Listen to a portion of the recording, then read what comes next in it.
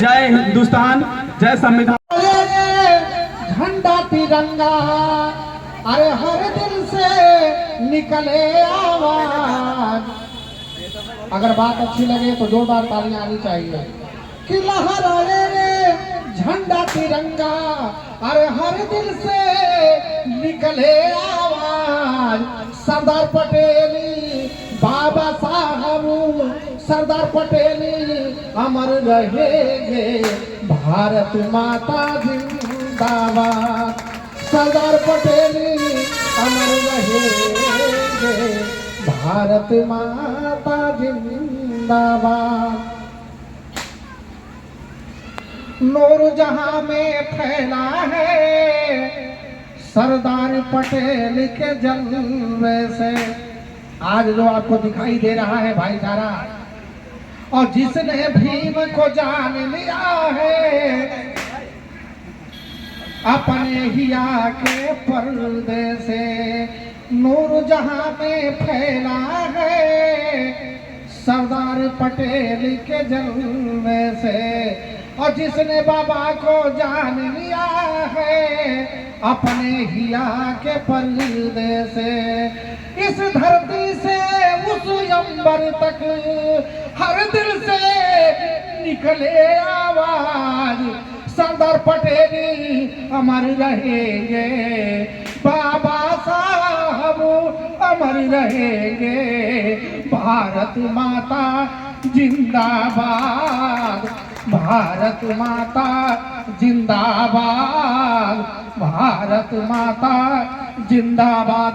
नमो बुद्धाय, जय भीम, जय भारत। पटेल जी की जो इस देश में भूमिका है, उसी भूमिका को जन जन तक पहुंचाने के लिए, उनके कार्यों को जन जन तक पहुंचाने के लिए मौजूदा सरकार ने राष्ट्रीय एकता दिवस के रूप में आज के दिन को मनाने का, 31 अक्टूबर को राष्ट्रीय एकता दिवस के रूप में मनाने का जो संकल्प लिया है, ये एक बेहतरीन काम है। इसकी सराहना की जानी चाहिए और मैं इस काम की सराहना करता हूं, क्योंकि इसके माध्यम से हम लोग स्कूलों में, विद्यालयों में, कॉलेजों में इनके जीवन पे जो भी इनके कार्य हैं उस पे हम उसके माध्यम से बच्चों को बता पाते हैं।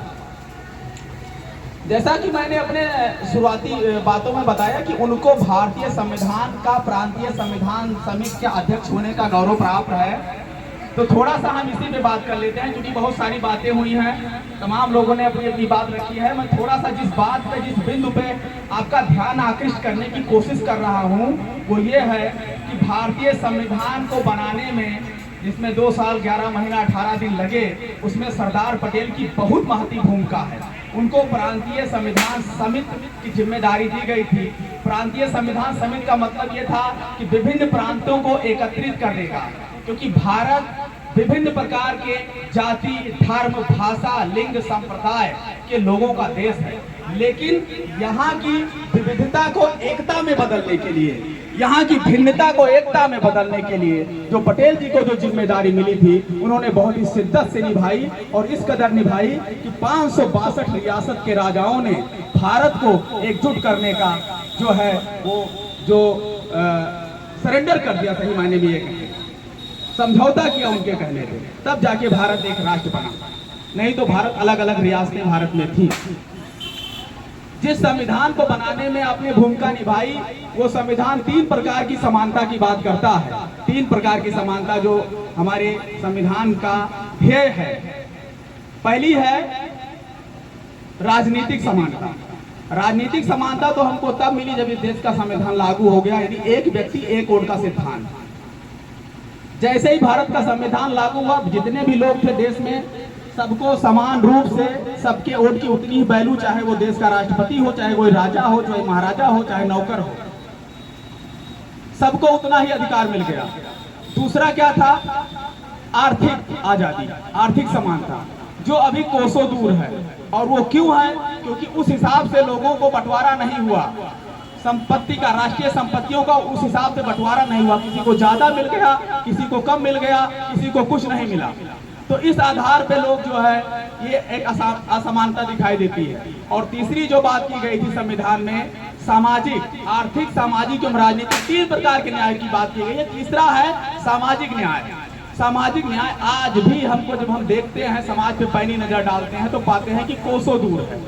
आज भी हमारे देश में जाति के आधार पे, धर्म के आधार पे, क्षेत्र के आधार पे जो भेदभाव होता है व्यक्तियों के साथ में, ये कभी हमारा संविधान स्वीकार नहीं कर सकता, या कोई भी व्यक्ति जो संविधान को मानने वाला है वो स्वीकार नहीं हो सकता। हमारे बीच में वकील साहब बैठे हैं और मुझे नहीं लगता कि उनके रहते हुए जो है मैं कुछ बोलूं तो कह सकते हैं। तो 3 प्रकार की बात की गई है। अगर हम पूरी उद्देशिका पे नजर डालें तो हम पाते हैं वो कहता क्या है।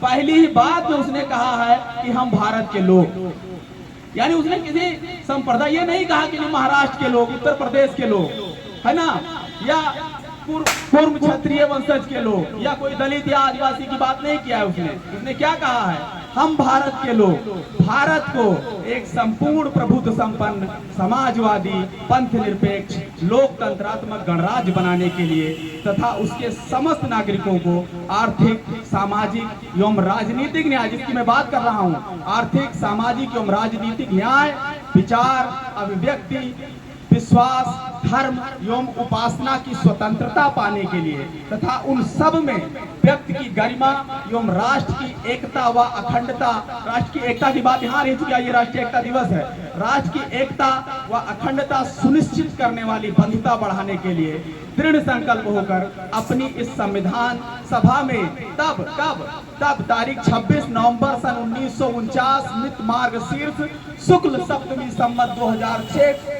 को एतद द्वारा इस संविधान को अंगीकृत, अधिनियमित व आत्मार्पित कर दिया। जब ना हो, बाबा साहब अम्बेडकर कहते हैं कि मैं एक ऐसे धर्म को मानता हूं जो हमको स्वतंत्रता, समानता और बंधुत्व यानी भाईचारा सिखाता है।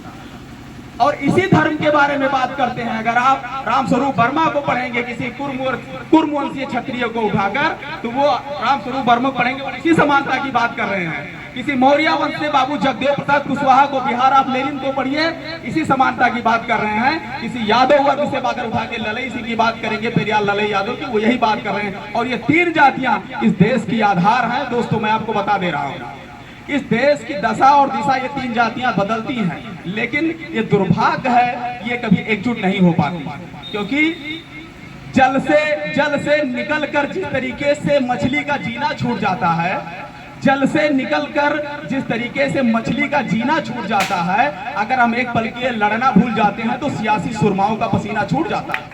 अगर हम एक पल के लिए, जब तक हम इस जाति धर्म के उसमें बटे रहेंगे, तब तक उनका जो दाल रोटी और अच्छे से पनीर चल रही है ना, वो चलती रहेगी। अगर हमें उनको हराना है, उनको अगर हमें खदेड़ना है, तो हमें एकजुट होना होगा, तिरंगे के बैनर तले, संविधान के नीचे, संविधान की नीतियों के साथ। तब हमारी आर्थिक, सामाजिक और राजनीतिक जो स्वतंत्रता है, जो समानता है, वो बुलंदियों पे पहुंचेगी। जिस बात की कल्पना बाबा साहब अम्बेडकर ने की थी, जिस बात का सपना पटेल ने देखा था, वो सपना तब साकार होगा। इन सब बातें बहुत सारी हैं, बात किया जाएगा, संविधान पे बहुत सारा समय निकल जाएगा। मुझे लगता है कि और भी लोग हैं जिनको समय देना जरूरी है। बलजीत भाई मित्र हैं, अध्यापक हैं, आपने कार्यक्रम आयोजित किया है, इतनी पवित्र भूमि को आपने सुशोभित किया, उसके लिए मैं आपको बधाई देता हूं। आप सभी लोगों को मैं बधाई देता हूं इस कार्यक्रम का हिस्सा बनने के लिए। आपने हमें मौका दिया, उसके लिए भी मैं आपको बधाई देता हूं। अंत में अपनी एक बात और मुझे जो यहाँ थोड़ा सा खटक रहा है, मैं जिक्र कर दूं, यहाँ एक और फोटो होनी चाहिए थी जो इस बार नहीं है। जब आप अगली बार कार्यक्रम, फोटो तो कई फोटो होनी चाहिए हमारे महापुरुषों की, लेकिन एक महत्वपूर्ण मुझे फोटो खटक रही है, वो है राजऋषि छत्रपति साहू जी महाराज। क्योंकि अगर साहू जी महाराज नहीं होते तो अंबेडकर नहीं होते। अंबेडकर होते भी लेकिन इतने एजुकेटेड नहीं होते, और अगर अंबेडकर एजुकेटेड नहीं होते तो उनको संविधान लिखने का मौका नहीं मिला होता। अगर संविधान मिलने का मौका नहीं लिखा होता तो हम लोग अपनी अपनी जाति बिरादरी का काम कर रहे होते, ये लीनन पहन के नहीं खड़े होते। क्योंकि हमारे पूर्वज अपने समझाने जब जाते थे, मैं याद दिलाता हूँ इतिहास अपना, तो वो अच्छा जूता, अच्छा धोती, अच्छा कुर्ता कब पहनते थे? जब गोइडे पहुंच जाते थे तब। क्योंकि यहाँ से निकलने में अगर उनका कोई वो देख लेता, उसके डर से नहीं पहनते थे, तो गोइडे पहन के। तो वो याद करिए इतिहास कि संविधान ने हमको क्या दिया, शिक्षा ने हमको क्या दिया, अम्बेडकर और पटेल ने हमको क्या दिया। तो ये और एक एहसान जो है मैं मानता हूँ पूरे दलित पिछड़ा समाज पे, छत्रपति साहू जी महाराज का कि जो उन्होंने अंबेडकर जैसी प्रतिभा को पहचाना और मौका दिया विदेश जाने का, क्योंकि वो उस समय सक्षम थे। अगर उन्होंने मौका नहीं दिया होता तो आज मैं सही बता रहा हूँ कि मैं यहाँ बोलने लायक नहीं होता, मैं यहाँ खड़ा होकर बोल नहीं रहा होता। अंत में मैं अपनी बात एक शेर के माध्यम से समाप्त करता हूँ कि टूटेंगी तलवारें तुमसे टकराकर, रह जाएंगे दुश्मन के तरकस खाली। टूटेंगी तलवारें तुमसे टकराकर, रह जाएंगे दुश्मन के तरकस खाली। हर मैदान अम्बेडकर है, हमारे बुजुर्ग लोग सरदार वल्लभ भाई पटेल हैं, ऐसे पेरियार हैं, जितने भी और तमाम आए, ये हमारे बुजुर्ग। हमने कभी इनके इतिहास को पढ़ने की जरूरत नहीं समझी। हम आरक्षण की भीख मांगते रहते।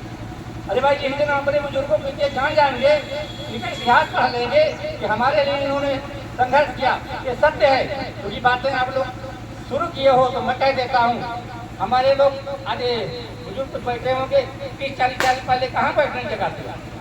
30-40 साल के पहले कहाँ बैठते थे? नीचे कुर्सी पर बैठा हो। आज उज्जर जो कलम लगा कपड़ा मिल गया है, ये कहाँ मिला रहा? आज जो लोग चाहे डॉक्टर बनी, इंजीनियर बनी, एक पल्ला मकान बनाई चाहे 20, कोई रोके वाला ऐसे नहीं मिल गया। इसके लिए हमारे इन्हीं बुजुर्गों का मेहनत है, इन्हीं बुजुर्गों का सम्मान।